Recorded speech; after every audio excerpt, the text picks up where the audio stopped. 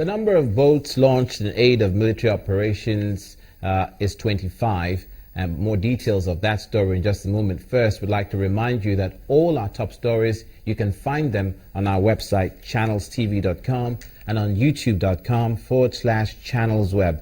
Visit m.channelstv.com to view us live on your mobile device. You can also download the Channels TV app for Android, iOS, and Windows phones from their respective stores. We'd also like to tell you to please interact with the Eyewitness feature in the Channels TV app. If you have pictures or if you have videos you'd like to share with us, just tap the application on your device, swipe to reveal the Eyewitness menu, and follow the instructions. Back to issues of security, the Chief of Defense Staff, General Abayami Olonishaki, has launched 25 boats at NNS Pathfinder in Port Harcourt, River State, as part of plans for aiding military operations on the coast and to sustain the country's territorial integrity. General Olonishaki notes that the nation is challenged by multifaceted threats, warning that anyone or group that threatens the peace of Nigeria will have to deal with its full military might. The Chief of Naval Staff, on his part, urged communities to work with the Navy to fish out those vandalizing the nation's pipelines. We are aware of all this, and just like part of this commission in this morning is to ensure that we step up the effectiveness on the waterways to patrol all the pipelines. So it's also one of the part of our strategy to ensure that we checkmate these criminalities in our waterways. In defense, we are up and doing to all this, and we want to use this, of course, to warn them and tell them that the defense will not take it lightly. Any threat will be met with appropriate military action. We have directed all our troops to be on red alert and ensure that all the criminals and vandals are brought to book as fast as possible. Communities in which we work, that we carry them along. We are Nigerians, and we all come from communities. Some of these communities where you have also operating have their sons and daughters in the Navy, and so that in itself is partnership. But then in getting what we require from these communities is for them to assist us do our jobs well. They know the bad guys amongst them, and nobody desires to have criminals. But when we shelter them, when we shield them from the law, of course, what we are doing is that we are bringing underdevelopment to our country. To security of another kind, the Kano State Police Force have seized drugs worth about 5 billion naira and arrested about 45 suspects caught with various sorts of arms. The command also caught 13 people who were attempting to travel to Libya with fake passports. Meanwhile, in Ogun State, 11 suspects have been arrested for miscellaneous offenses. These suspects have been arrested for possession of drugs, including cocaine, worth 2.2 billion naira, arms and ammunition, 250 bags of stolen rice, vehicles, and cattle. The State Police Commissioner, who says these are the proceeds of criminal activities committed since January, is determined to rid the state of crime. Don't you think I may be right to say that this is even what Boko Haram? Have you seen the devastating consequences of drug addiction in the society? I would fight this menace. I would fight and continue fighting it no matter who is involved. For me, I will not watch them and refuse to do anything. I will watch them and pursue them with frightening speed. 13 individuals caught with fake passports, begging for mercy. The governor of the state, Abdullahi Ganduje, interacts with their self-appointed spokesman, who attempts to exonerate himself from the act. As they give it to me, I just feel that it's the real one, so I don't know that it's fake. A satisfied Governor Ganduje promises to support the police in making sure crimes are duly prosecuted. We appreciate the job they are doing. We shall pursue these cases to all the courts of law. Meanwhile, at the headquarters of the Special Anti-Robbery Squad in Abeokuta, the Ogun State capital, kidnapping, cultism, and armed robbery are the charges leveled against these suspects. The current arrest is attributed to a clampdown by the state police on public houses and motorbike operators at Ijebu-Ode and Shagamu.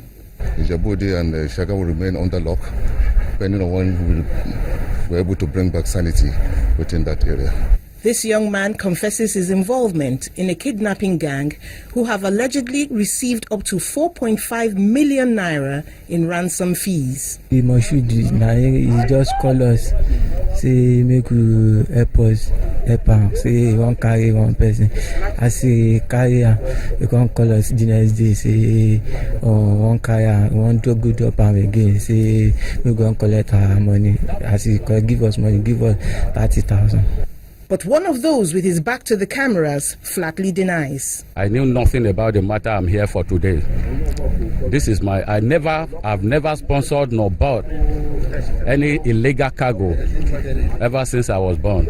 It is now left for the authorities to investigate and determine those truly involved in crimes in these states. News across Nigeria, where we keep you updated on what's happening across the Nigerian Federation. Let's turn our attention to Ekiti State now, where the governor, Ayodele Fayose, has condemned the attitude of residents who build on waterways, preventing water from flowing through the proper channels. The governor, who inspected the Adebayo area of Ado-Ekiti, the state capital, said any structure erected along the canals will be demolished in order to prevent flooding in the state. Actually want to do is to have every rainy season we have challenges about flood, and we are preparing ahead of the next rainy season to ensure that nothing obstructs the way of the waterways and make sure that everybody comply with environmental laws. If this is the most and well patronized eatery, the more reason why they have to be very careful and don't destroy the people of it. People should maintain certain level of sanitation. What I saw here today is appalling, it's bad. So we must have this road and the water go through onto the final canal there. So every house in this waterways will be removed. What happens to it? I've given them a deadline. Whatever compensation government has, we'll give them. Or we'll definitely remove. Within 30 days, action must be taken. That's why I've given 30 days. Whatever compensation, within reason, we'll try.